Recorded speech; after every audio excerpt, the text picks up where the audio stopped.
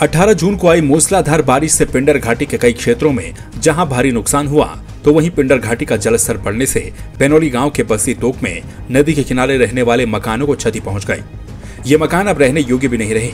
2013 की आपदा में जहां पिंडर नदी के किनारे बसे इस तोक के परिवारों की कृषि भूमि आपदा की भेंट चढ़ गई थी, तो वहीं 18 जून 2021 को पिंडर नदी के रौद्र रूप ने इन परिवारों के रहन सहन पर भी संकट खड़ा कर दिया। नुकसान हुए यहाँ पे और हमारे खेत, रास्ते और मकाने की बहुत सारी जो भी थी हमारे पास कुछ जाने आने की सुविधा वो सारे व्यर्थ चले गए हैं और ना रास्ता रहा हमारे पास, सामान भी हमारे खेतों में है। और यहाँ पर हमें अभी जो भी हमारे बंदे हैं सारे स्कूलों में तैनात किए गए हैं और यहाँ पर अभी ना बिजली है वहाँ पे, ना लाइट की है, पर आदमी अपने गुजारा ऐसे ही कर रहे हैं। जो हमारा पास पहले जगह था ये मकानों से आगे था, अब उस जगह पर जो है नदी आ गई। 2013 में ये नदी ने सारा कटाव किया आ गई। अब जो ये 18 तारीख को 2021 में जो आया, इसने हमारे मकानों के आगे से सारा कटाव कर दिया।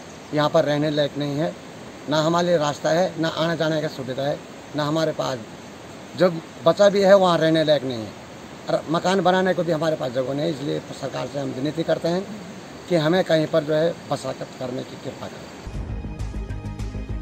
12 परिवारों को फिलहाल तहसील प्रशासन के द्वारा प्राथमिक विद्यालय में शिफ्ट किया गया है। खेती के बाद अब इन लोगों के घर भी खतरे की जद में आ चुके हैं, जिससे अब लोग प्रशासन से विस्थापन की गुहार लगा रहे हैं।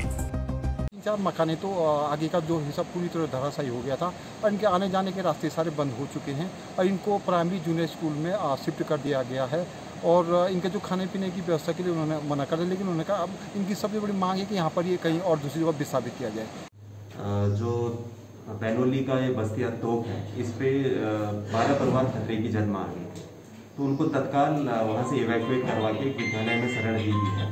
वर्तमान में ये सभी लोग विद्यालय में रह रहे हैं और भविष्य में क्योंकि इनकी आशंकित खतरे को देखते हुए इनके विस्थापन की कार्य योजना तैयार की जाए।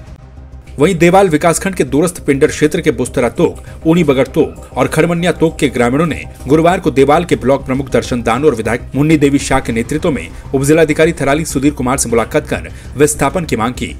यहाँ पर भी पिंडर नदी के उफान पर आ जाने से नदी किनारे बसे लोगों के घर प्रभावित हो गए। बुस्तरा तोक में जहाँ कृषि भूमि का नुकसान हुआ, तो वहीं अब यहाँ पर रहने वाले 8 परिवारों को पिंडर नदी का डर सताने लगा है। ऊनी बगड़ तोक में 2 मकान पिंडर नदी में लीन हो गए और 10 परिवार खतरे की जद में आ गए हैं, जिसके बाद अब ये लोग विस्थापन की मांग कर रहे हैं। उनकी जो जमीन थी 5 पीढ़ी की जमीन जो थी वो सारी बह चुकी है। कई लोग बेघर हो गए, उन लोगों के पास रहने के लिए कुछ मकान नहीं, वो नहीं, परेशान है, खेतों में टेंट डाल के उन डेरा जमा रहे हैं। इसलिए सरकार के हम हाथ जोड़ के निवेदन करते हैं कहीं हमारा विस्थापन हो जाए। सर मेरा मकान बह गया है, सारा नदी में बह गया है।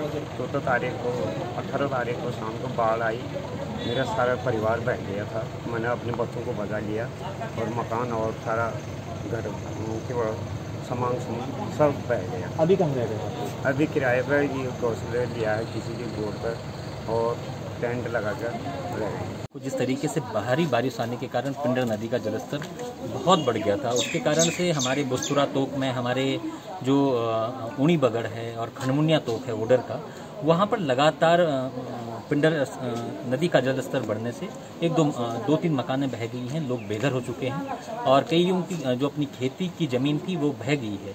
और इसलिए आज हम एसडीएम साहब के पास आए थे। सभी लोगों का ये कहना है कि हमारा तुरंत ही विस्थापन होना चाहिए।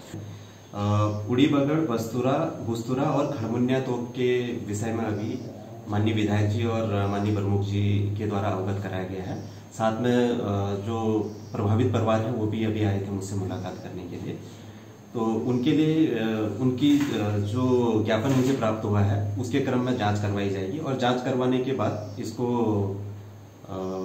जांच के सर्वे के लिए, भूवैज्ञानिक के सर्वे के लिए प्रेषित किया जाएगा। हाँ, उनके इन तीनों ग्रामीणों के द्वारा विस्थापन के लिए मांग की गई है और उस पर भी मैंने राजस्व निरीक्षक को निर्देशित कर दिया है। संवाद 365 के लिए थराली से गिरीश चंदोला की रिपोर्ट।